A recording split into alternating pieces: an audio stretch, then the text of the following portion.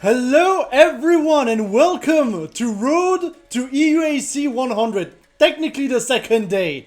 Today we have a special crew battle between the Glushiest and the Church of Blorb, both representing their signature arms. So I will be accompanied by Penzo later tonight, but for now I am by myself. But I will be accompanied by Penzo tonight. So just to give you the context, this is a crew battle. So with the Glushiest versus the Church of Blorb, we are going to be using a format that is similar to the one that is used at Wolf TV for from pack to pack and stuff like that. Which means we're gonna have 2 lives per people. So as you can see, the people right here on your screen. On the Glushiest side, we're gonna have Beppe, Iloria, Miari, Yoshi Bowser, and Rifa. And in the Church of Blorb, we're gonna have Raziel, Daza, Yam, Paul, and Junior. You can see the current lives for each team by typing the command !lives in the chat. Once all of the team members have lost their lives, that's it. We're done. We're done. So yeah, that is literally 10 lives. There is a no sweep clause though. So that means that because everyone can switch at any time, we could also there would have been a possibility that there was a sweep, but there is a no sweep clause. So if someone wins 3 matches in a row, they have to step down and go chill for a minute. And of course, what happens is all the players in the Glusher team must use the Glusher. They cannot use the Blorb. And the opposite is true for the Church of Blorb. But yeah, apparently Penzo has arrived. Hi, Penzo. Mic check, mic check. Yeah. Can you hear Hello, Penzo, hello. chat? You should be able to hear Penzo now. How you doing, man? Hey. Is my mic okay? I'm alright. Sorry, I'm a bit late because of dinner was a bit late, but I'm glad I made it on time, I think. Yeah, it's okay. We haven't started yet. Like, we are getting set up. You, if you check the tournament chat, you should have as a pin message the code. I see it. I Yeah. should be right there. Hopefully you have me in the friends list. Yep. Okay, we're good. All good. Also, yeah, the stages are random in the legal stage list. So you have your usual suspects. You have Temple, you have Mausoleum, you have Ninja College, DNA Lab, Via Dolce. All the EU specials. There is also another special rule where players can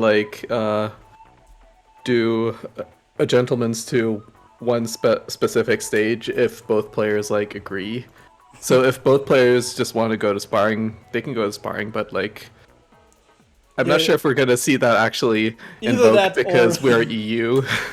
Yeah, so either that or Paul is just gonna try to gentleman everyone to redact it or something. Okay, yeah, that is true. It does say, actually no, it says any of the stages above, but it's Paul. He's gonna try it anyway.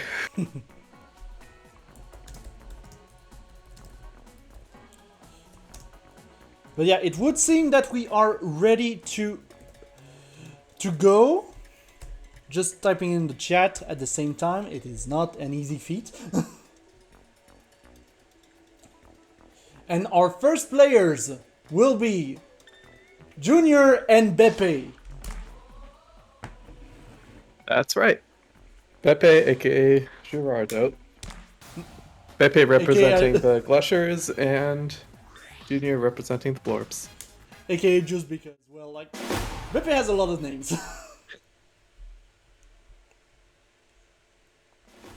Yeah, here we go. We're gonna have the Cobra on Junior's side, and we're gonna have the Ribbon on Beppe's side.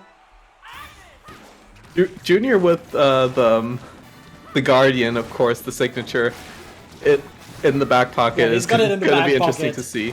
Yeah. But remember, both players have to use their signature arm, their crew battle arm here, so if Junior wants the Guardian, it's going to have to be Guardian Blorb.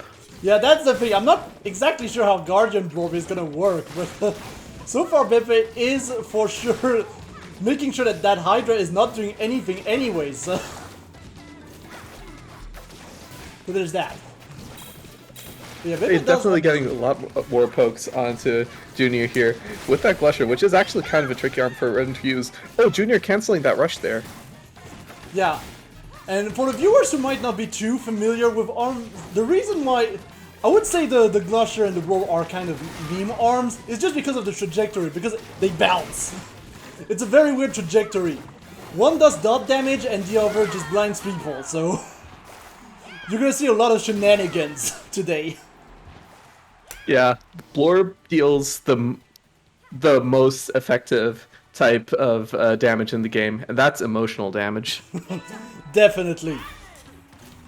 Oh, possible miscommunication here. Beppe might have accidentally unselected the Glusher. Yeah, he might have accidentally unselected the Glusher, so yeah, that we might we might have to do second round after that, but yeah.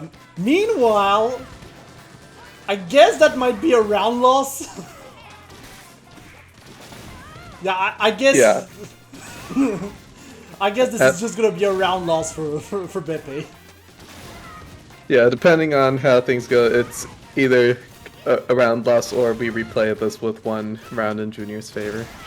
Yeah, it would seem that we're going for a round loss. At least that's what Team Blorb is being very vocal about. So yeah, we're also getting shenanigans outside the match. This is crew battle fashion. Both teams are obviously rooting for their crew to win here. Yeah. Yeah, meanwhile, we are back in the game. We do have Junior going on the offensive with this rush, going for the extra 20 at the end. Pretty good rush, honestly, in terms of connection from both arms. But hey, Beppe getting the connection with the slap here, but it's only a 180 damage rush. yeah, So it's both just a players, slap. yeah, It's not gonna both do players that near much half. Beppe now taken below a quarter. Maybe setting a shield for a little bit. I'm gonna try and find an opening. Gonna get the hard knockdown here. But the trade is gonna be in favor of Junior, and that is going to be one life down for the Glushiest team.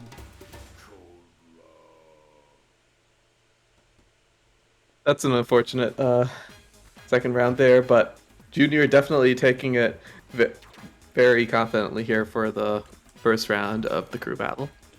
Yeah, very. I wouldn't say a dominant performance, but a confident one nonetheless. But yeah, It was a battle of pokes with the Hydra versus the slap, and Junior had some really nice Hydra pokes there, but also got some really nice hits in with the Blorb, especially with that rush hitting with the Blorb first. Yeah. Unfortunately, I think that overall, Beppe was in a good momentum in the first round, but completely lost it because of that whoopsie on the arm select. Yeah, that is kind of a momentum killer if you if that happens. So it's unfortunate, but it happens. And the best thing you can do when something like that happens is to just like move on and recover. Yeah. So yeah, we are waiting to see if there are any changes on the Blorb team, since they are the winning team. Apparently, no, Junior is just gonna stick. Yep. So Both now the players question- just going to continue. Yeah, apparently Beppe wants to continue as well.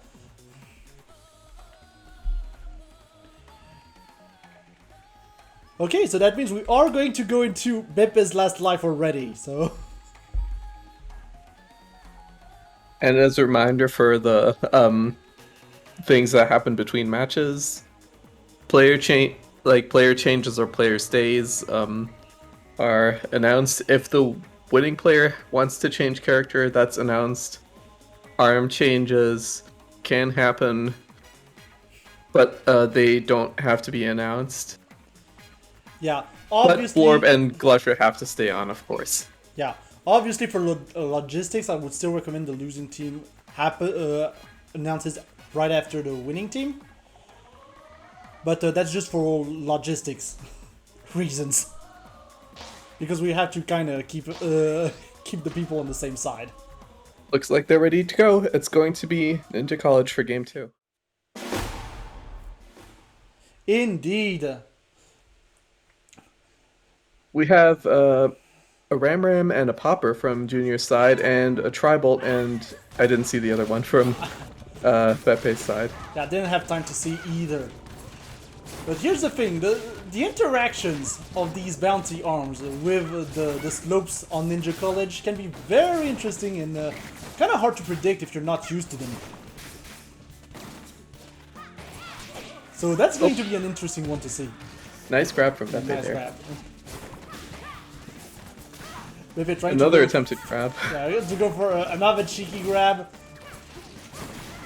Junior continuing to poke continuously with the Ram. But Beppe is now going to try and keep him at a distance with the Tribolt as much as possible. Oh, that was a huge That was a stretch very grab wide, there. very wide and very vertical grab. Nice finish by Beppe here. Junior did have a lot of the momentum early on, but Beppe got a really nice switch over to the high ground there at the end, and just used that to their advantage. Popper switch from Junior here. Yeah. Both players starting off the round with Rush too. Let's see who manages to get it first. There's one from Beppe here, catching Junior with the Tribolt. Yeah, and that's the thing. Getting the high ground is going to be very important in this matchup and in this crew battle, just because it secures the fact that your bouncy arm is always gonna attack from the top, pretty much. Junior having Beppe near the wall though, that could lead into a confirm. That's going to do a lot of damage here with 2 Blorb explosions for almost 400 damage. Yeah, getting the full rush damage here is very good. Beppe on his last legs, gonna try to shield here, and the Popper is gonna do the trick and get that round. Wow, that rush confirm was really, really impressive there from Junior, and completely swung the momentum there. Let's see if Beppe can come back into this for round 3. We'll have to see, because if Beppe doesn't, he dies. Beppe switching back to the slap. Both players just exchanging pokes at long distance for now. Yeah. Because if there's one thing the Popper is really, really good at, it is poking from really, really far away. Beppe with a nice jump into the slap hit. And Beppe going for the rush, but Junior just jumping out of the way of that. Now Junior has Beppe in the corner. Gonna be able to apply the pressure from here. Gonna go for a dash guard. Still trying to go up, Here's but the confirm, but the confirm is going to be missed, unfortunately. Beppe's gonna be able to guard the rest.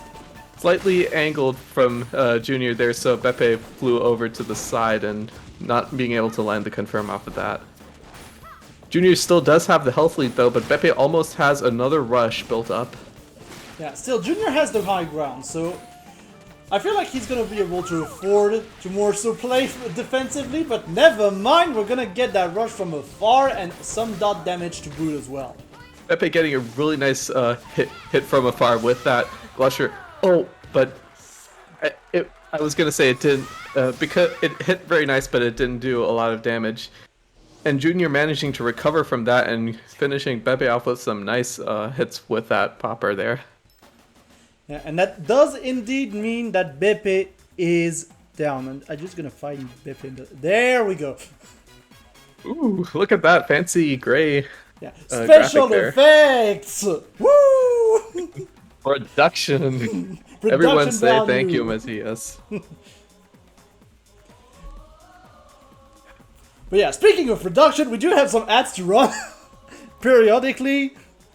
So I guess now's as good as the time as any.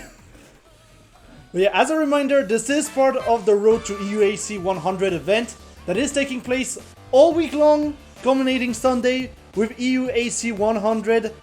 Of course, Viva Arms Vegas was on August 22nd, so the VoD will be available soon on the EU Arms YouTube channel. But coming up, we do have Champions of the European Union. Hey, Era's back in Europe, kind of. I'm really looking forward to that. For a very special tournament with some different stage rules. Like, you're gonna have like ribbon ring and stuff, so shenanigans inbound. This is going to be tomorrow, same time, 7 p.m. CEST. Additionally, coming up, we have the King of the Hill Invitational on August 27th at 6 p.m. CEST. We've got the 4 best players in Europe, or at least in EUAC, the ones who won the most. You've got Grimwood, you've got Iceman, you've got Yada, and of course you've got Riffa. You've got almost half of the tournaments at this point. Yeah, this is an invitational round robin bracket. So make sure to tune in on August 27th for King of the Hill. And of course, the big one, the EU Arms Challenge number 100 will be on Sunday at 3 p.m. CEST with at least 209 euros in cash prize. So make sure to register. Now is the perfect time to actually start playing ARMS if you are starting the game.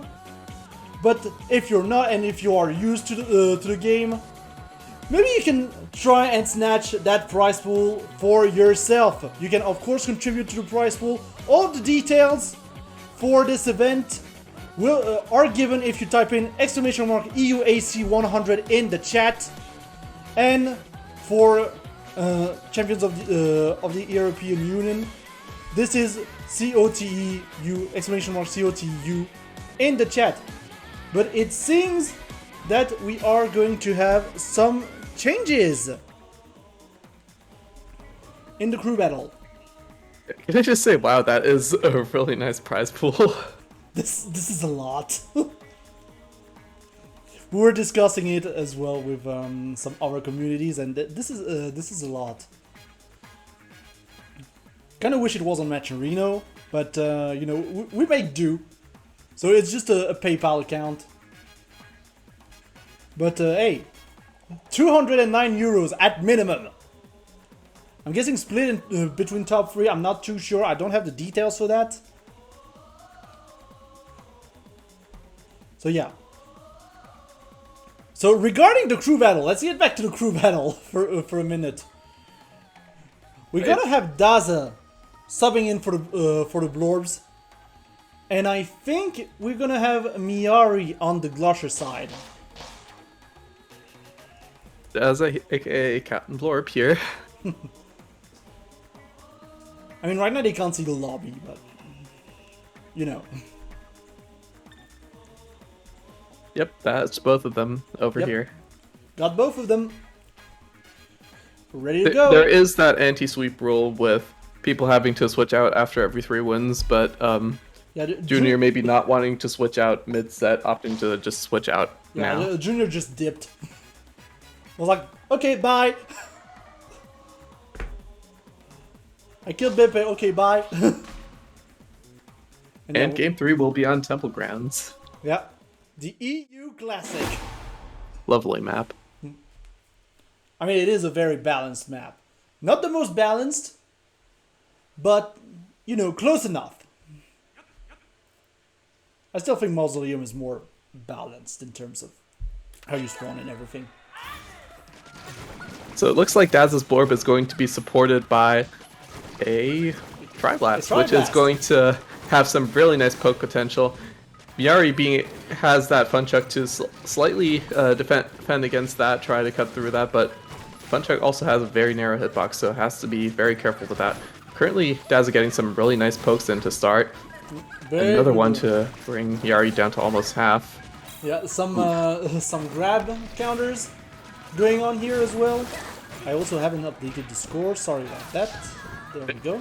It's the Blorb slash into a grab that was unable to be seen. Daza trying to go for the explosion confirm, Does not get it, but actually gets the rush damage afterwards to finish off Miari with a perfect. Gets the full perfect indeed. And yeah, we'll have to see if Miari finds a solution here. Maybe, yeah, okay, finally gets a hit in. Gonna get some nice dot damage as well from the Glusher, but gonna completely miss the rush over there. Thankfully it is Ninjara, so he can't exactly block. So we're gonna have to go around here. And now Daza is trying to settle in and get some hits in, but once again getting countered by Miari here. Yeah, Miari doing a lot better this match to get the pokes in onto Daza, but it is still really difficult to hit the Fountain Ninjara from that range. Especially without a fast poking arm here. Daza going for the rush again, but that is a little bit too far away for the explosion confirm. Yeah, I mean, the window for explosion confirm is kind of tight. Because of the two-hit nature of it, it's kind of tight. But yeah, Daza trying to go for the counter here, but it was a little bit low, and Miari gets the 220 damage rush. Yeah, gonna get the later half of the rush. That is okay, we're gonna continue to rack up that dot damage onto Daza, gonna start to be really dangerous. Yeah, that is a lot of dot damage racked up. Miari actually in the lead of Commentators Curse there. Miari now on the Magic Pixel. Yeah, this is very close. I guess maybe not the Fun Shock, but almost every hit could win, and Daza is just gonna spend the rush in order to finish this off. Yeah, gotta get onto Miari's Fun Shock there. Very nicely closed out from Daza. Very nicely done.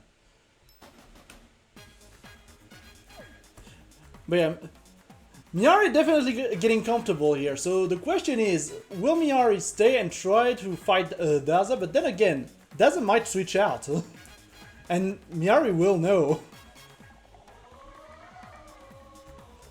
So there's this whole, like, you know, mind game element to the crew battle, which I find very interesting, and just the team aspect in general. I think it's something we don't do that often in fighting games. Like, we have some fighters that allow for doubles formats, but those are very far and few in between.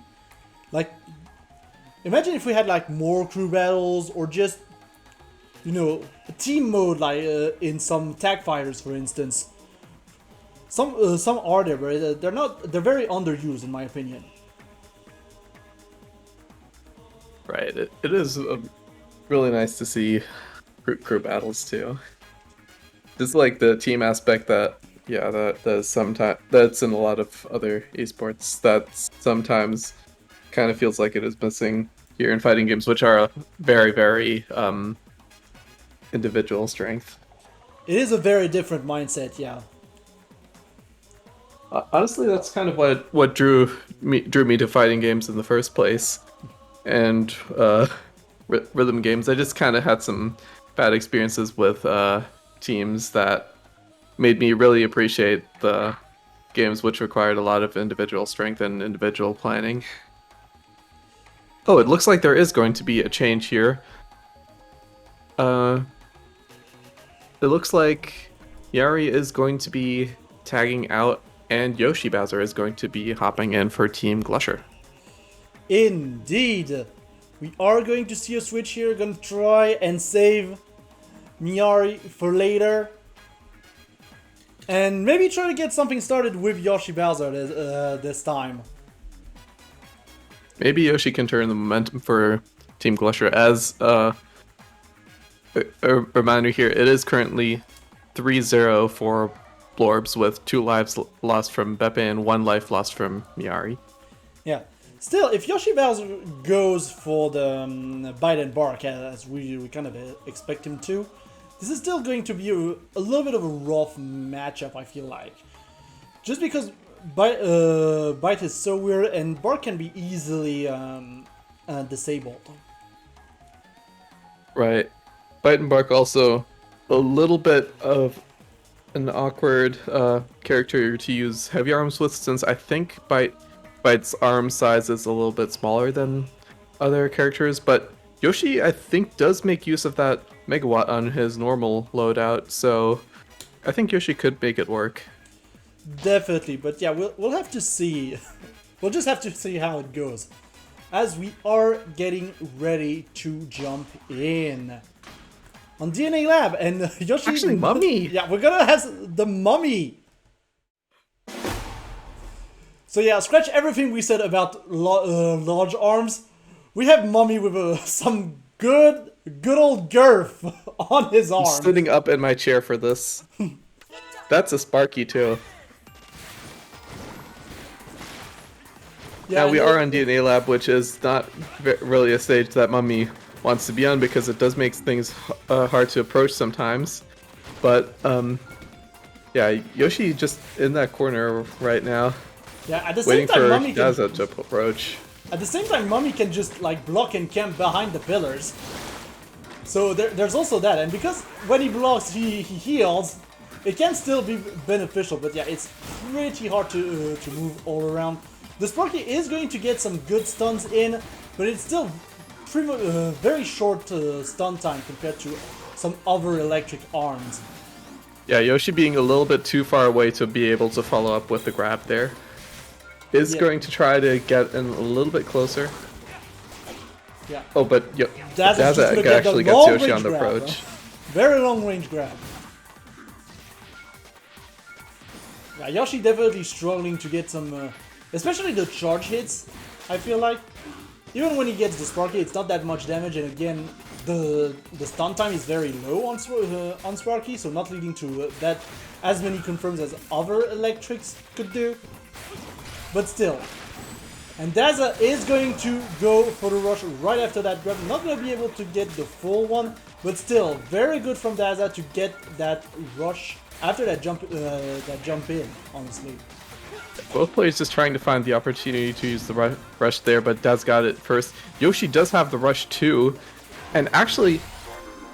Ooh! Oh, wow!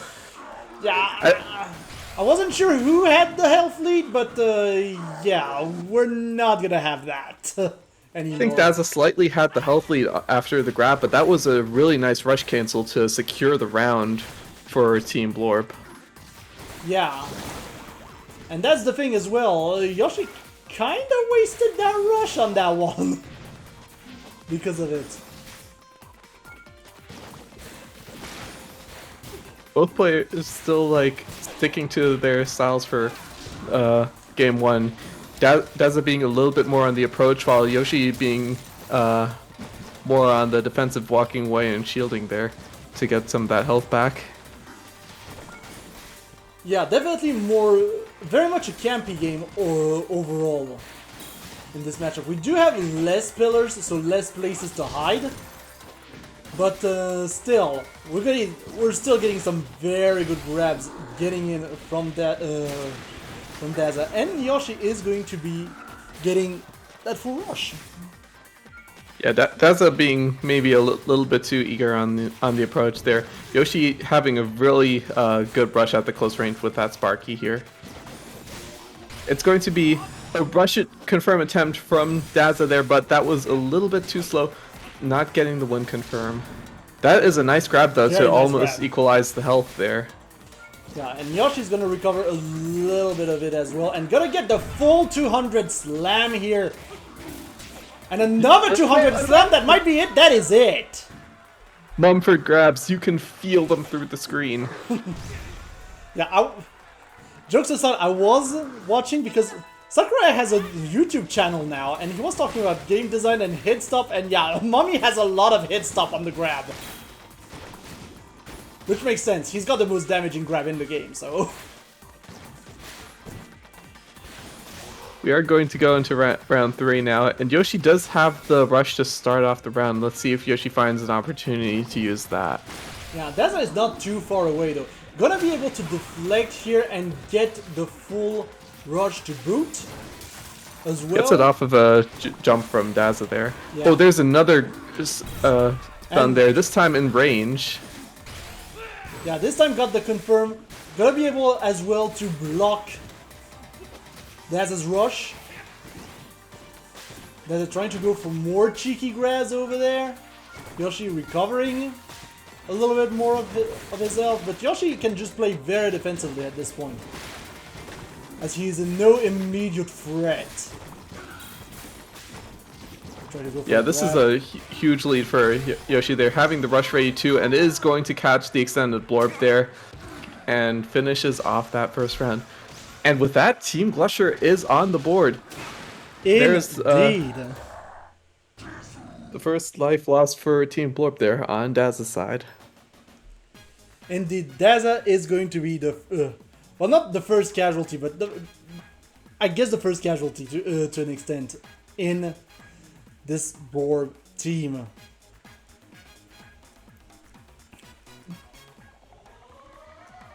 Very nicely played from Yoshi there, adapting a bit more in the last two rounds there to.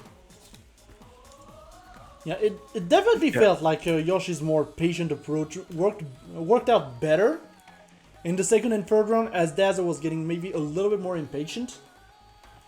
Maybe trying to get this this early win, an early four stock lead, but no, not this time. It's not gonna happen. Gotta be very considerate with what you do. And Yoshi is going to stay on Glusher's side.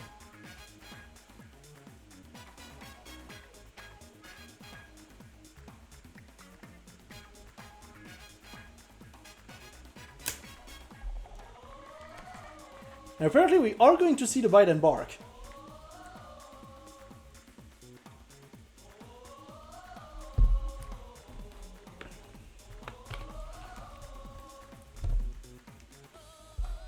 I might also have lost Benzo in the process.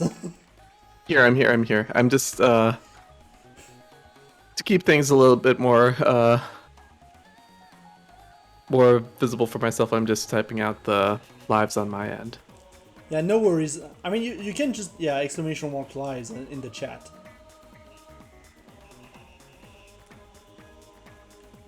Like, we've got a dock. We can actually see it. Oh, I see. Yeah, shout out to Rifa doing all the heavy lifting in the background. Yep. And it looks like both players are staying. We do have confirmation that Daz is going to be staying. Yeah, and that's the thing as well. Daz's counter has reset technically to 1, so... Who knows?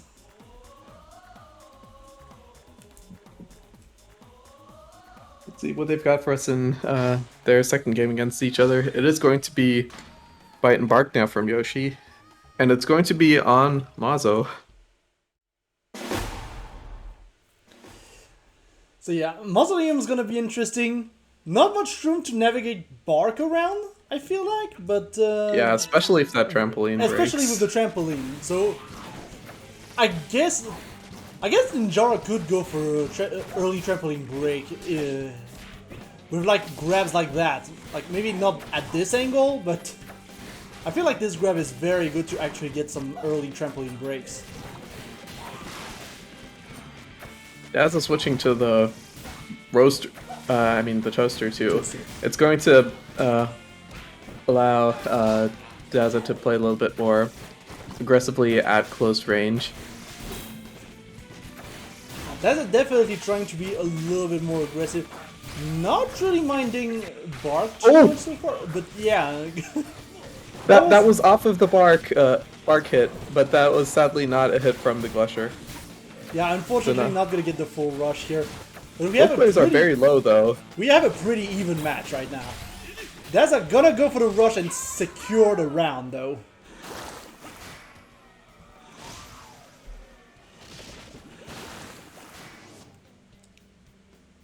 So that Daza taking round 1 there. Yoshi switching over to the Coolerang actually, maybe trying to get some more pokes on Daza's side dashes here. Yeah, and that's the thing. I also feel like just making sure that Ninjara doesn't move as much might be very good here in order to try and get those bouncy arms hits in. Very nice hit into a grab there from Yoshi. Plus ice chains in general are still very potent. Right. The Coolerang is not exactly an arm I do associate with Ice Chains, but it does have that potential always. It does have the potential. It's not the best at it, but it has the potential. Both players do have to rush though. Yoshi has to watch out because Yoshi is in rush range there. Yeah, it's almost like even in Blorb range, just in general. There's the trade. Oh, it's going to go over to Yoshi's side, hitting with both. Yoshi's gonna have the end of the rush here, indeed. In a punish situation. Very big hit from the Coolerang there. Yeah, and just it's just Daza trading blows with Bark at this point. Just getting some hits on Bark, but still getting hit by Yoshi in the background. So not the best trades overall. But yeah, we're back in a situation where the health bars are very close. We have 8 seconds on the clock.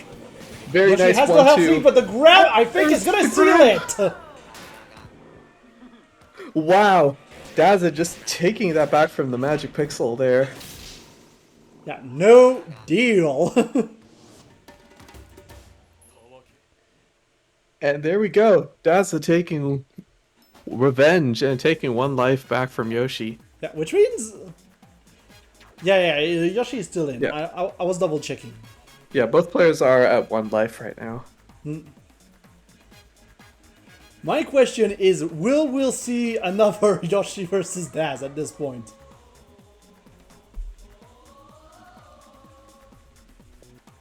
What do you think? Will it go back in? I think it could happen, yeah. But, of course, it depends on the players. It all indeed depends on the players. I think both of them would want to stick it out, though. After, like, a 1-1, can you really let a 1-1 get unresolved?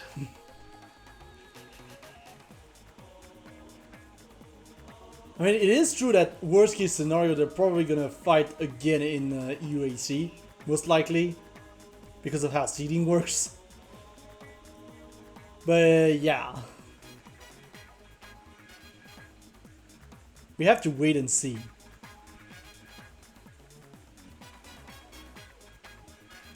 Yeah, that's like the one thing that does make this format a little bit difficult to watch sometimes, because I mean there is a lot of strategy involved with like keeping players, switching them out, but that also means a little bit more wait time between individual matches here. They're still deciding whether to keep players in or switch players out right now. Indeed, and because we also have the whole logistics of it that needs to happen. Oh, it looks like Daza is in fact out. And Daza is just gonna go for a minute here. But who is going to sub in then? We do not know yet.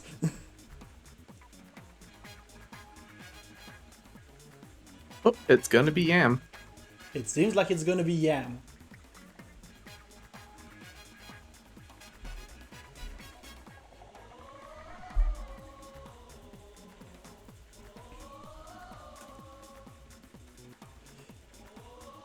Yeah, and let's see how it is from Blorb side.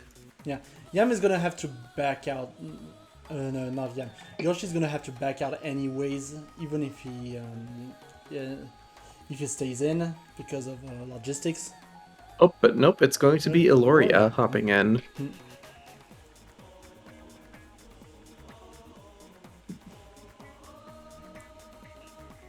Yam versus Eloria, another matchup that has happened many a times in many a EUAC. Yeah, except Eloria is trying to negotiate a rabbit ball gentleman. From what I see. It's like in Monopoly, you know, you come with a trade.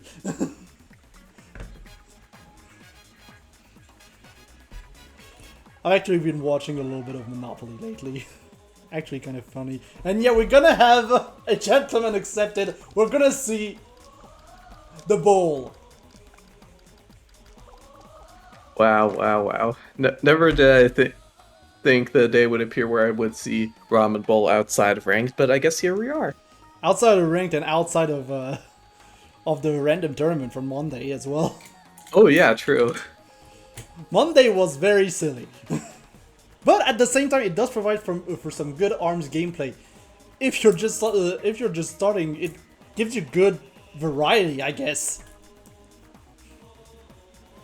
I do very, very much support random tournaments here. A lot of my more out there ARMS sets were actually crafted in the ARMS test. Just like randomly running into things that, hey, this kind of works.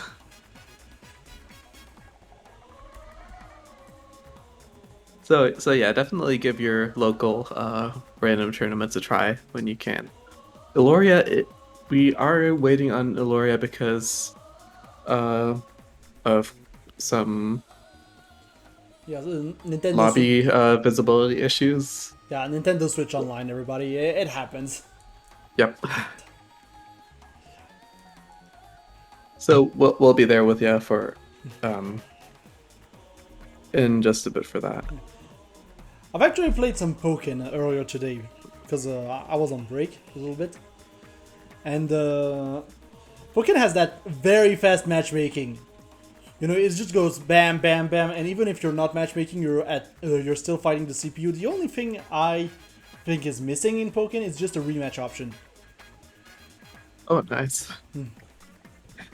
That's good that the matchmaking is fast then, and also that you're able to find a lot of opponents there. It is funny that both Pokken and ARMS have better matchmaking than, say, Smash Brothers or Guilty Gear Strive. Oof. Which is saying a lot. Looks like both players are already here, and ready for the Ramen Bowl match. Yeah, it would seem that we are indeed ready, and yeah, there we go. And they are in fact both mins. Makes sense. So let's see what we've got here. Yeah, we've got some Thunderbirds, we've got some some Bifflers, we've got a Parabola, and we are going to get the bouncy arms on both Dragon Arms. Wow. Huge bounces incoming. Huge Blorb, but huge Glusher. I might be wrong, but I think that the Dragon Arm itself might have the biggest girth in the game. I'm pretty sure that's correct, yeah. Either that or Cobra girth. Both players at about three quarters here. Both players actually having to rush. Yam pressing it a little bit too eager into Eloria's shield there. Yeah, and oh, nice grab. The grab as well. And the hard knockdowns are going to be very important as well, just to try and disable the Dragon Arm. Small rush damage coming out there from Eloria. It is going to bring Yam to a huge health deficit here, though. Yeah, although Yam is not that far behind, I mean, a good Thunderbird hit and a good confirm could do it. So... Oh, there's an arm break. That's an arm break. Eloria is far enough behind to defend that, but now both players do not have a Dragon Arm up. Yam does have the rush. Yam does get a grab there to get... I think that is the health lead, but it is very, very small. It is very But Yam narrow. definitely has the rush lead. Is going to use it. That's a little bit too close, though. Ooh, gonna explode the Blorb on the end of that shield, though. Not gonna get the shield break, because Eloria just dropped it. Eloria has rush. Yeah, Eloria's rush. Gonna try and pop it, but it's Oh, gonna be very punished nice. for it. Very nice side air dash from Yam there to get one more Thunderbird hit in. Indeed.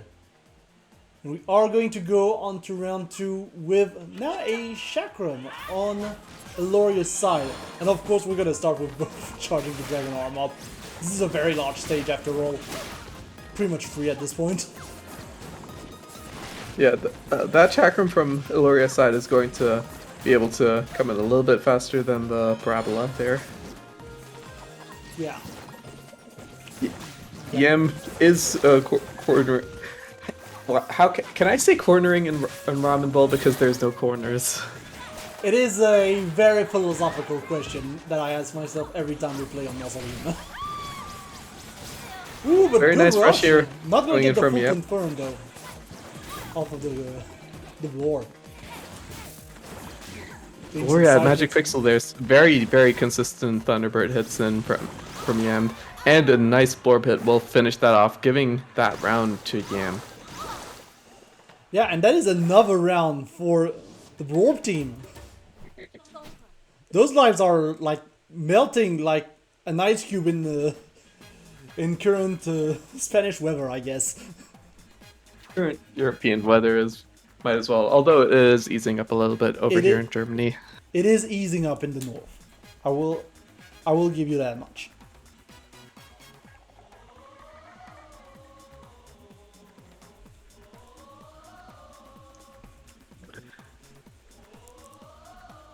So that is another win over from team Glusher over here.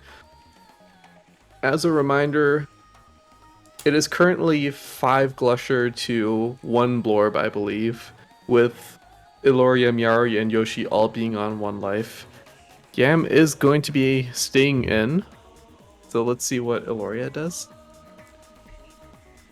Now, we have to see what Iloria does, but either it's looking very grim, or the strategy was to let Rifa sweep. Oh yeah, I guess that is one way to circumvent the anti-sweep rule. Yeah, I guess if you just lose all of your players, you don't get to anti-sweep.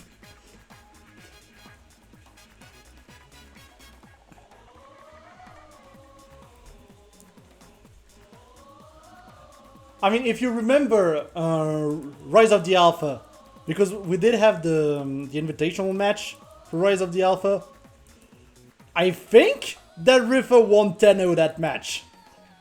Well, 8-0 because there were only 4 people in the other team. Actually, it looks like we're going to have an early Rifa appearance. Rifa is going to be hopping in for Team Glusher. We are indeed going to see a wild Rifa in the wild. In Team Blorb, Team Blorb. Yeah. In Team Blorb. No, in Team Glusher. Wait. Oh, Rifa's in I Glusher. had them mixed up. Whoops. Yeah, Glusher. Yeah, I know, because the post-match overlay is swapped compared to the battle overlay. So it can get quite confusing. Now the question is, who does Rifa play?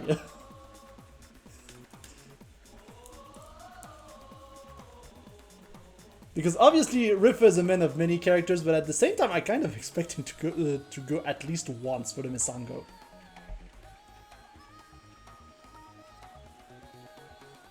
We're gonna have to see. I don't actually know which Rifa loadout does have Glusher in it.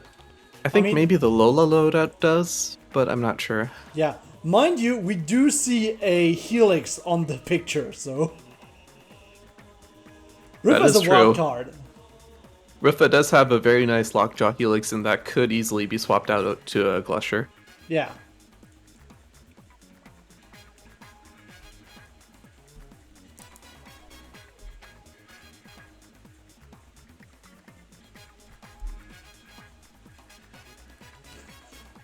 Eloria, can you leave the lobby, please? We need the spot. There are only 4 spots in the arms lobby.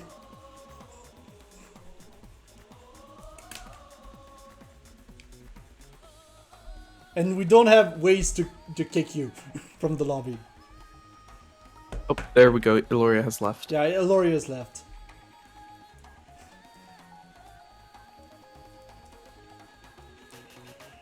I mean, I will say I really like the arms lobbies, for that matter. But there are only 4 slots in the arms lobby. But hey!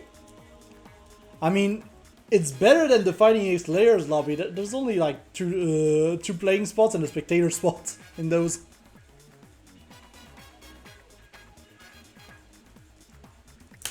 Yeah, I need to reset the stages as well. Oh yeah, let's not go back to Ramen Ball. We're not going back to Ramen Ball. Unless JK. No, because that would be a pole move.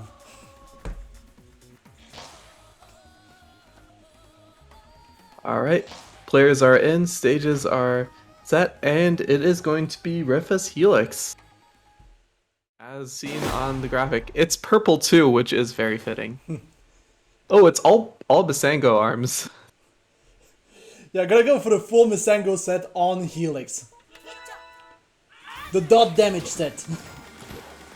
Oh no, it's the poisonous slime. I mean, I guess it is in keeping with the theme of the character. We don't know what Helix tastes like. Yam does have a Biffler, which I have not seen that in a while, but that could be very nice against Helix's jumpy movement. Yeah, Helix's jumping arc is a very interesting one, to say the least. But yeah, Rifa is right now racking up quite a bit of dot damage overall. Like, obviously with this setup, most of your damage is going to come from dot damage, but it's still getting some very good hits in. Yeah, Yam trying to close things up. Yam does go for the rush first. Both players did have the rush, but that was a miss there on Yam's side. Yeah, completely missing it. And Rifa is going to get the grab. Gonna leave Yam on a single pixel. That was a very nice wide grab there from Rifa going underneath. And there's one last hit to finish things off from Rifa's side. Yeah, just gonna take the trade. It's okay. Had the health lead anyways. Had the leeway. So we are going to go into round 2 with a Scorpion. Oh wow! A hit stun confirmed! Hit stun confirmed from the Glusher. This is a rare occurrence. That was sadly only a 180, 85 rush, but that was very, very impressive from Rifa's side. Indeed, and Yam's just gonna throw him right back into this pillar as well. There's go the for rush. Gonna be blocked. Yeah. Rifa continuing to hide behind the pillars. Just get caught by a Thunderbird there. Now Yam does have the Thunderbird on the Dragon Arm. It is going to be permanently in stun mode here. Yeah, I just noticed that he swapped the arm layout. There's another stun into a grab. Now Rifa does have the rush ready here too, Yeah. and could use that to end Yam over here. That's the thing. That's a nice one rush, too. Gonna get some more dot damage, but the grab I think is going to finish off Rifa. Yeah, Yam just barely hanging on there and getting that grab to end that round. Huge from Yam's side. Now for round 3, Rifa is going to switch back to the Scully here. I mean, the Scully was working really well for the post, and now that there are no pillars, doesn't have to curve as much to try and hit Yam. But yeah, so far it is an onslaught. Yam is going to go for the rush, gonna get still a good 360 damage off of that. Get back in the game. Rifa now has rush at his disposal. Yam is trying to keep the distance here away, so Rifa cannot get that Scully rush in. That could be fairly deadly at a close range. There it is. Yeah, there it is. Complete with the Glusher, and we're gonna get a full explosion. We're gonna get 3 points of that damage as well. And that is going to be the final blow here. That Scully is just so good at, or I should say Rifa is so good at using that Scully to catch Yam's dashes there. Indeed. That's going to be one more life taken from Team Blorb there. A much needed life. I will say. This was a much needed life.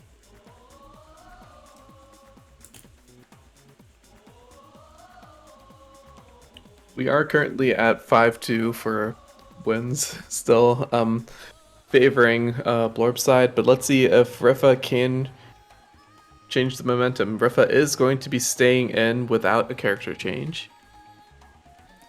Yam is going to be hopping out. Yeah, Yam's just gonna back out.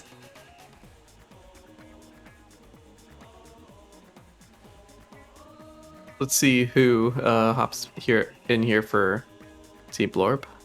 Rifa is going to have to hop out too to stay on the right side here. We're gonna see a junior coming in.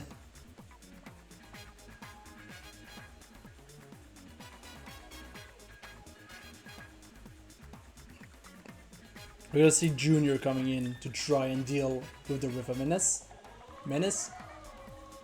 Can't speak.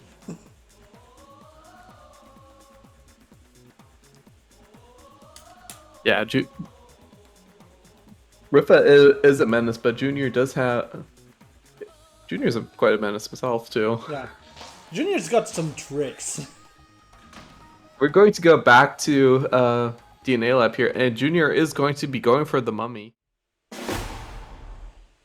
See, that's what I mean by tricks. I haven't changed it on the... Ackerman Hydra. This could be tough for Rifa to deal with only poison arms, not having things to go into Mummy's super armor here. Yeah, but at the same time, it still guarantees quite a bit of dot damage. Because Mummy is such a huge target. Yeah, all the bigger to hit with for Rifa's Scully here. Yeah. And then he just recovers everything by blocking. My, what a big hitbox you have. No, but Junior does have that rush charged up from a lot of hits here. And Rifa's taking a lot of hits here. Down to less than a quarter. And Junior's gonna get the grab. Very good slam here by Junior. Very just consistent tempo here. Hit after hit after hit. Is going to switch to Chakram for game number 2. Maybe trying to get some small confirms in. I mean, he knows that Rifa doesn't really present a threat in terms of super armor. He's gonna get the hard knockdown here from the rush, but still, Junior is absolutely kind of allowed to get in here. Yeah, Junior being at the health deficit here, but that rush is going to equalize things, or actually just give Junior the advantage here. Just straight up give the advantage. Rifa taking 2 pokes here. That's 1 hit away from death. Yeah. I also have to say Rifa's gonna have to be very careful navigating the situation, but unfortunately he's gonna navigate into the Chakram instead. Yeah, 1 more Chakram hit here from Junior will take Rifa's first life. Indeed, and now outside of Beppe, who's dead, all of the team members of the Glushiest are at 1 life.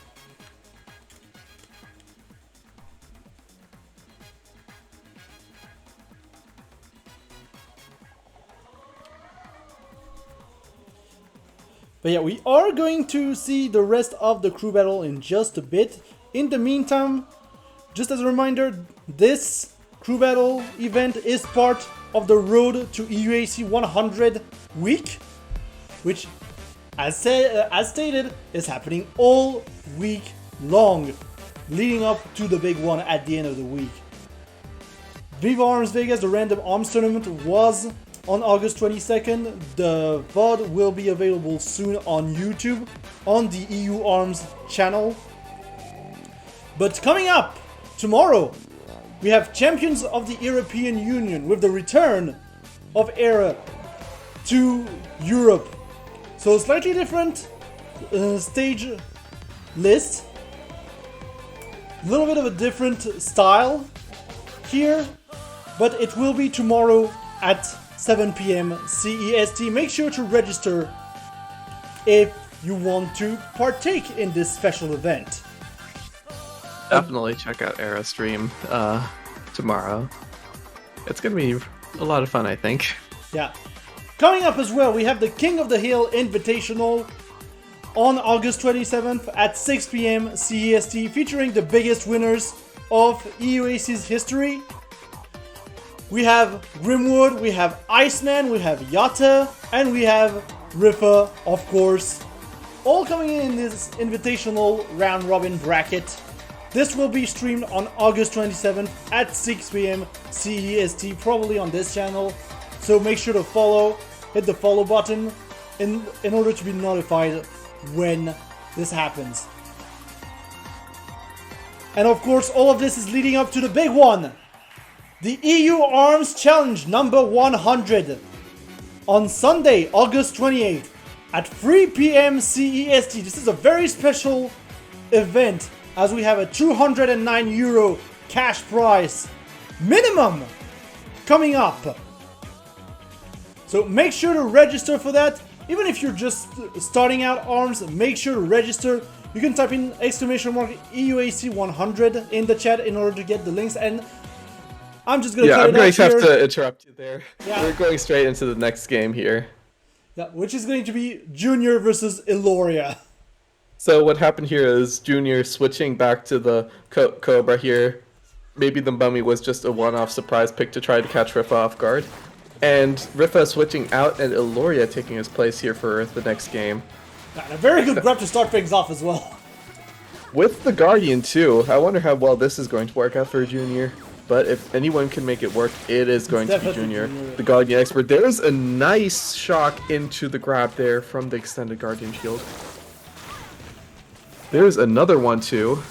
Junior laying down the pressure here. Gonna try and trap Eloria in the lift. Eloria is gonna be able to get out, but still back to the wall here.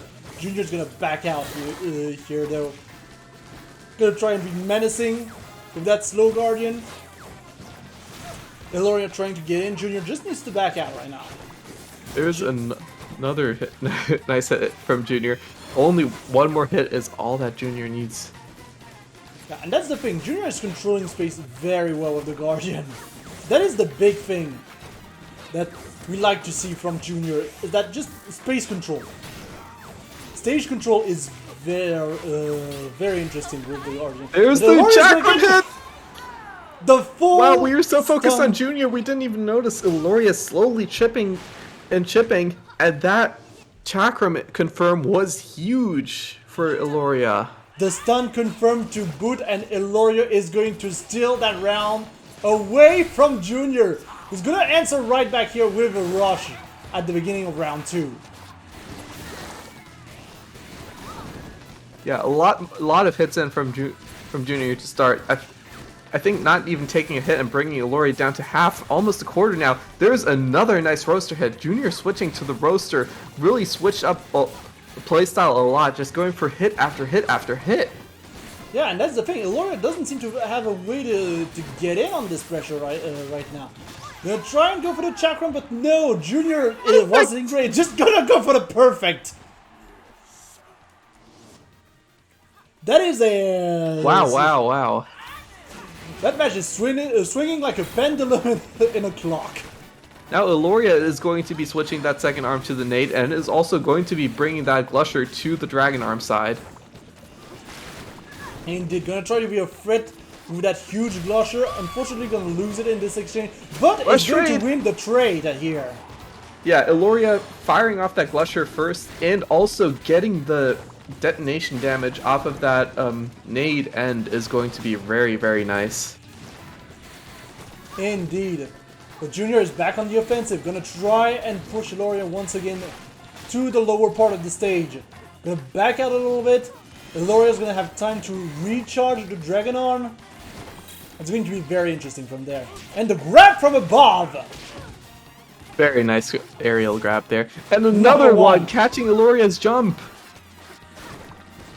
Momentum swinging back to Junior's side, and there's the aerial rush. It is going to be enough to take the round to Junior.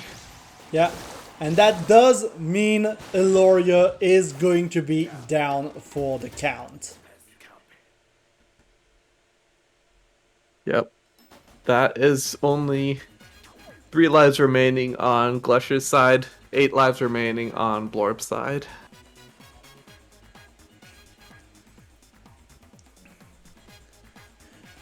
It's gonna start to get pretty tough right now for Glusher's side.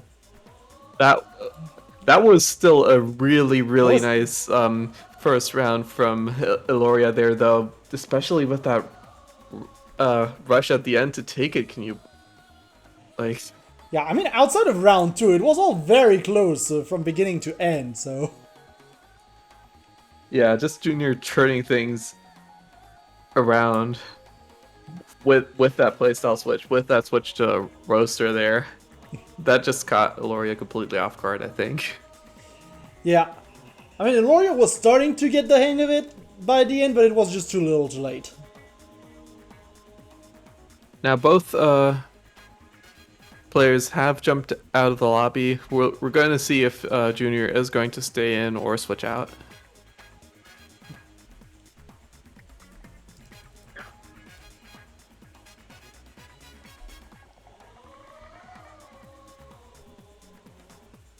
Looks like Daz is going to be jumping in for Blorb.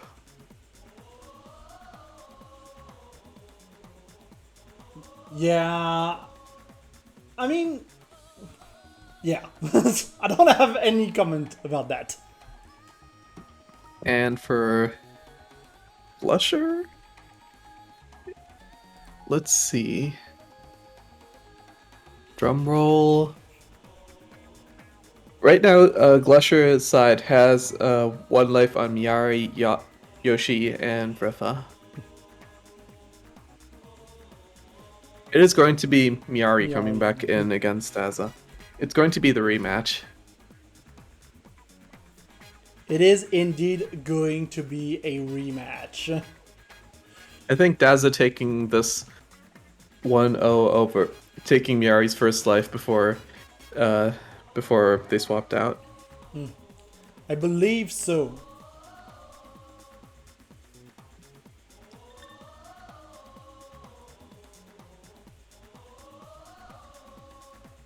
And there we are. Let's see what both players bring here for their second match against each other. I think this was an Ninjara for Daz's side and a Lola for Miyari's side. I'm not completely sure. Definitely a Ninjara for Daz. But Miyari, I'm not completely sure. It's going to be a very oval matchup here. I don't really know how to say it. Both players will dash around a lot. Yeah. I'm trying to make it sound smart. I mean, sometimes you don't need to make it sound smart, you know. And it's on Temple again. Let's see here. And of course, chat, you can actually follow who has remaining lives by typing in the command !live in the chat.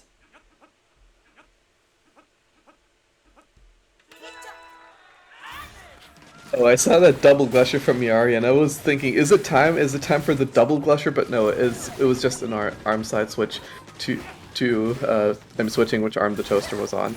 Yeah, which is fair. I think those are desperate times. It might not be the time for double crusher.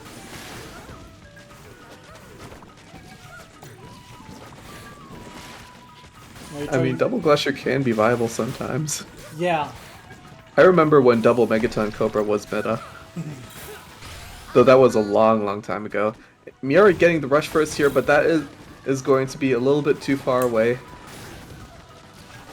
Yeah, but it's gonna get this hit here, and so far it is very even. Miyari is in rush range though, but has been playing very nicely using the toaster to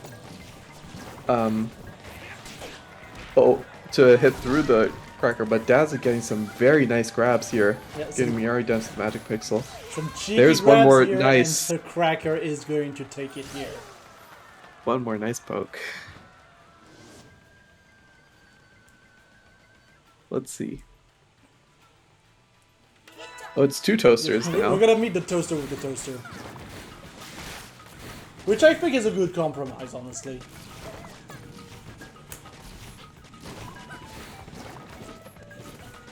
Both players added a little bit of a distance. Daza getting the first hit here, also starting the round with a rush.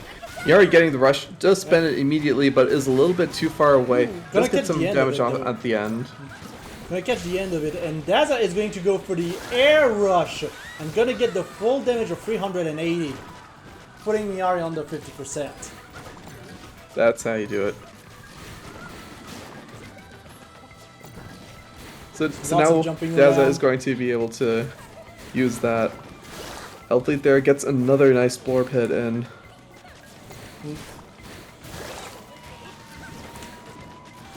Yeah, just it looks lots like of jumping around right now. Yeah, it looks like Daza is using that roaster on Miyari's jump bounce and is getting the Blorb hit when Miyari doesn't get the land. Another nice close range aerial rush is going to take the round for Daz. And that is Miyari knocked out. That is indeed Miyari knocked out. And then there were two.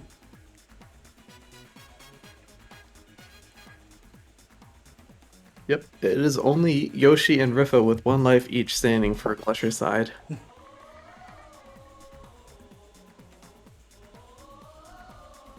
I think what needs to happen in the next match is Glusher's side needs to take a life at this point, hopefully. But then again, some players haven't played yet, and we still have 3 players with 2 lives, so there's still that.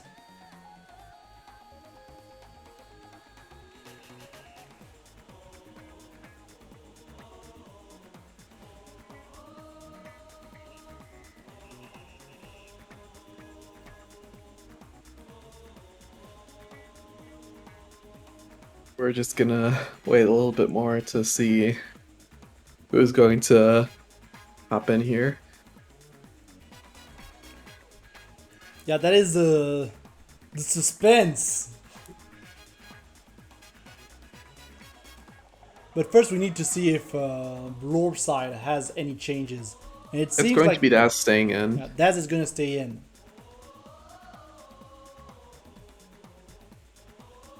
And then we have to see if it's going to be Yoshi or Rifa.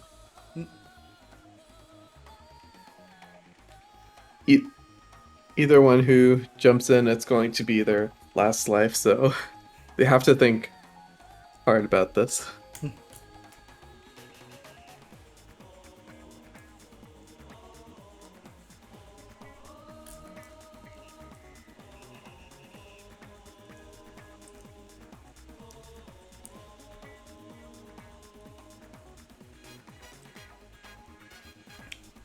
But yeah, I guess.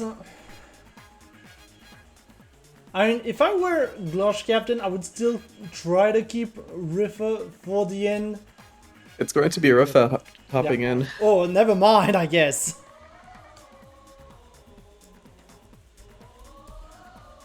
But I can see it as well, because there is an opportunity to get one man on this board. Since Daza is on his last life. Absolutely true here.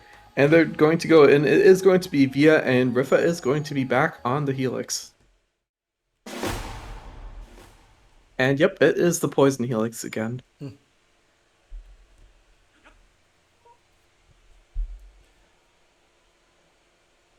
I mean, it's not Mommy on the other side, so I think it still has its chances. Right. Rifa starting things off with a nice poke here. Just getting the poison onto Daz. Of course, it is a little bit difficult to approach here when the toaster can just hit you if you aren't careful. And that's the thing as well, like, just using those curved arms on the Adulti can be pretty tricky. Because while you do have some margin on the corners, They can still hit an NPC and retract immediately. Rifa going for getting the rush first, but that is going to be a 160 rush. The Glusher not connecting there. Yeah. Now Daz is trying to find the opportunity for a rush, Yeah, but getting Rifa into the corner. Yeah, and that's the thing. Rifa still is getting some good dot damage, and he's even going to be able to punish the rush here. Very nice jump to the side from Rifa there. Now let's see if Rifa can keep this health lead, trying to keep Daz away. Rifa is playing very defensively right now, backing out at every second that he can. And who could blame him? It was taking a few more hits there though, but it is still a very big health lead. And that is going to be the arm break into Glusher, explosion, and a nice grab to seal the round.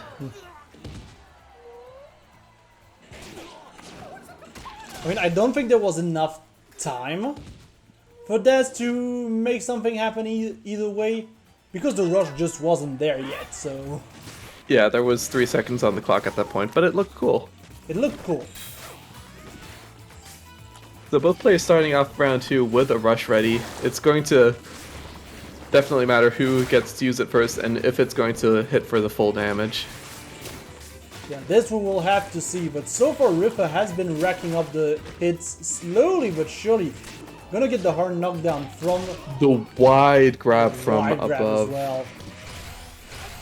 And Both the rushes... rush trade end is going to be won by Rifa from above. Very well played. Wow, Rifa just getting the full momentum in this round. Indeed. Gonna get hit here. Gonna back out once again. Oh, that was Ninjara moment. The teleport happened, but it was still went into the Glusher explosion. And one more Scully hit will seal the deal for Rifa here. Yeah. And that does mean that Daza is gone. Which has to feel good for Glusher team. There's one gray slice on the board for Blorbs. Now let's see if Rifa is going to be staying in or if this was just a one-off to get Daza out. It could be either. But Glushers do announce first. It is going to be Rifa staying in on Helix, just leaving the lobby to make sure the sides are correct. Yeah.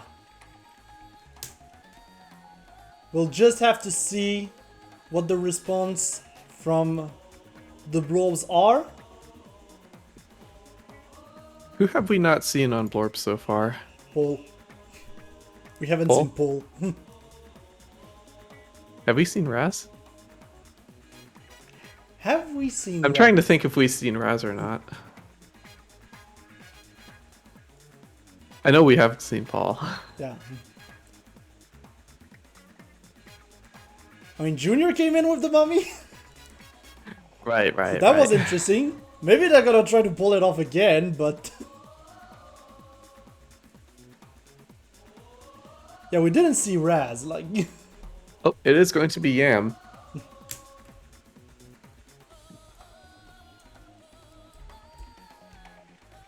Yam, I do believe, is also on 1 life, so it is going to... whoever loses here will be eliminated from the crew battle. Indeed.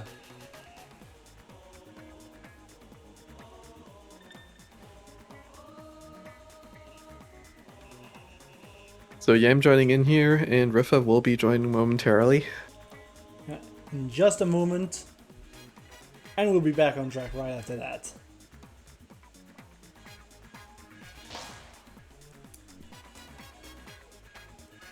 Here we go.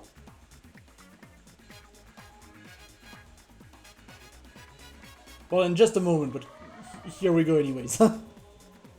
Right. Rifa's readied up. Yam's taking a little bit, but is also readied up. We're going to be seeing Yam on Lola. I do believe Yam was on Min Min for the Min Min mirror. And a very interesting set from Rifa too, with the clapback dragon. Indeed. But I feel like he was just preparing himself to more heavyweight shenanigans. So just in case, we're gonna get just some other arms in. Very nice 1-2 with the Glusher into the dragon there, though, from Rifa. This set is very interesting, I feel, to control space overall. Yeah, it will be a little bit more difficult when Yam does get into that close range, but Yam also not having arms to really capitalize on that close range with the Scorpio and the Blorb there. Now that's the big thing, and so far Rifa is pretty much doing his thing from the other side of the stage.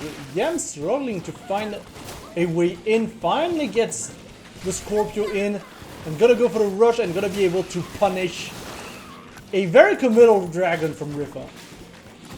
Yep, it is going to be catching Rifa on that landing there. Now Rifa does have the rush ready, but this is going to be a very tricky rush to land. It does land! It lands with a very nice Glusher hit. And now Rifa has the health lead back. And Rifa does still have Yam zoned away to the edge of the stage here. Yeah, we're just gonna continue to zone again and again and again. 9 seconds on the clock. This could be anybody's game. Still. Yam does have the rush though, is going And to go use it on for the it. approach.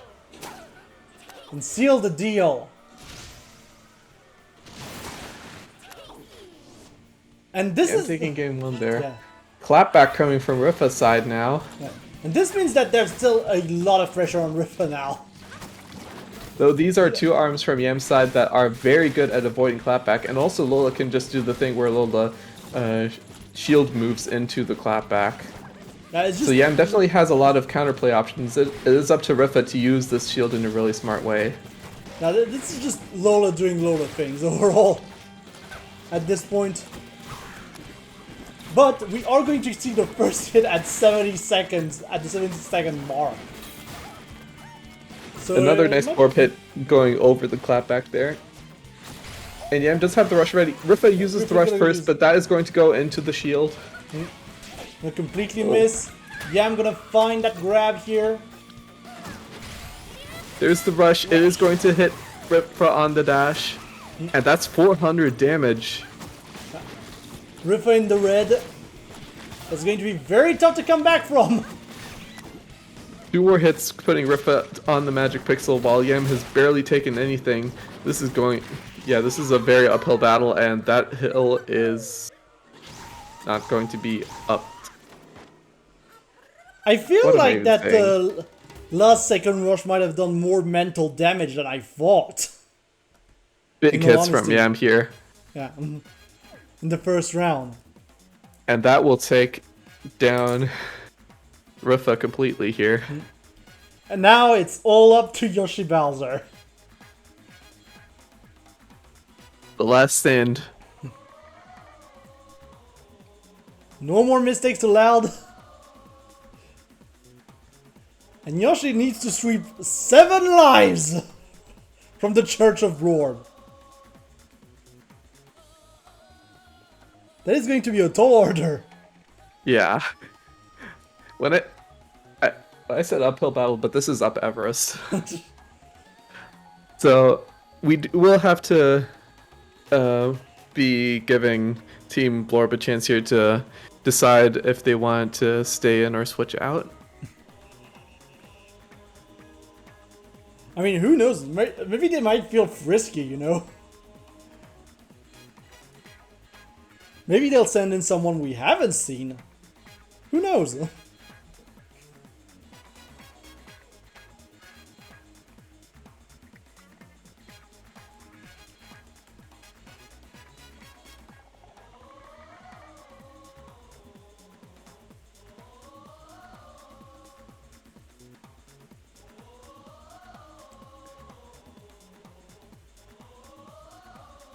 But yeah, We since are Blorb gonna, has- yeah, Blorb we are still gonna has a still lot be of waiting on options, changes so, for yeah. Blorb. They're just keeping the suspense up, you know? It shouldn't really matter because everyone would have to face Yoshi eventually. Yeah, but that's the thing, it's a mental battle. Because not knowing means that Yoshi might just get more pressure onto himself. Right.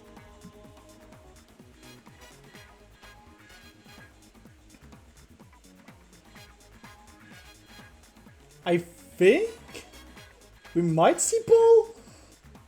You never know with Paul gifts. Not too sure. Is it Paul time? Oh, No, there is massive BS. I'm just gonna assume that's Paul at this point. Yeah, I'm gonna assume that's Paul as well. And Yoshi will be hopping in soon for Team Glusher there, for Glusher's last stand.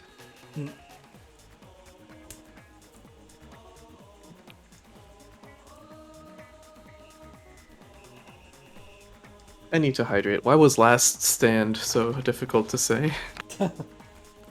See, this is why I always try to have a bottle of water now. Full bottle of water.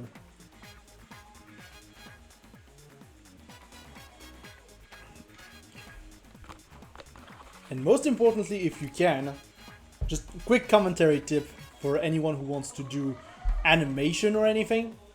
A good way and kind of cheap way to actually help with your throat getting sore when you like talk a lot or shout a lot, you can try to have some honey and milk. I found that it's working really well. Honey and hot milk. It's just it's my grandma tip for the day. I didn't know you were a grandma. But yes, that is in fact what I had to grab after the last time I did commentary. My throat was completely shot.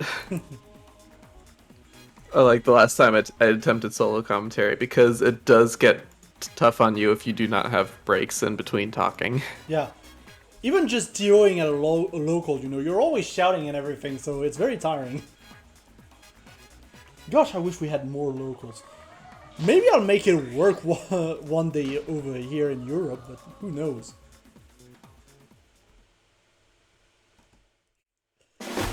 And let's see here. We're gonna have Yoshi against Paul. Paul on the brass. Yeah, Paul on the brass. I mean, I'm guessing Paul might go for kind of random, you know. Obviously, he still has to keep the Blorb in, but knowing Paul, he just almost exclusively plays random. That is still a lot of very, very nice chakram hits, though. Yeah. Are you sure this is random? This feels premeditated. Might be. I mean, it's still a hard matchup for Biden Bark either way, so... There's a lot of very nice chakram hits from Paul's side, and actually a lot more jump grabs than I usually see Brasses do. But they do seem to be working for Paul, as they do hit from weird angles, and that was a very nice chakram confirm into a grab. Indeed. I think this is going to bring Brass to the rage zone, and one last chakram will seal the deal here. I was about to say, just the chip making Brass go into max mode. It's a funny interaction, because you don't always expect it, but it makes sense, you know? Ziki coming up from Yoshi's side. This could be a very difficult loadout to use, but that Ziki is going to go through Paul's popper really, really nicely. Yeah. But that's the thing. Siki is also going to lead to a lot of stun time from electricity. Just a lot of electricity confirms. There's another hit, and that's going to be a huge rush. Yeah, oh my gosh, 455. Yeah, thank you, Siki. Everybody in chat say thank you, Siki. Paul had to rush to get out of that one, but that rush did not even hit Yoshi, so Yoshi is suddenly at a huge advantage there from a very, very nicely landed rush. Trade there, but that should still be completely fine for Yoshi. But we still have max brass in max mode, so it could still go very wrong, but fortunately it did not. Wow, wow. Very nice comeback from Yoshi there. I mean, there is a world where we see a redo of the Territorial League finals from last year, and we see Yoshi just taking on opponent after opponent, but we'll have to see. Yeah, Paul is going to go back to the chakram. That is going to be a lot easier to go The self-explosion in the Siki matchup. Yeah. There's the aerial rush. It is going to hit fully, and this is huge onto Yoshi. Yoshi only at about one hit left now. Yeah, Yoshi needs to go in, has no other choice than to try and go in for big damage. He's got rush, he's not going to be able to use it, and that is going to be a victory for the Church of Blorb. With a 7-0 result.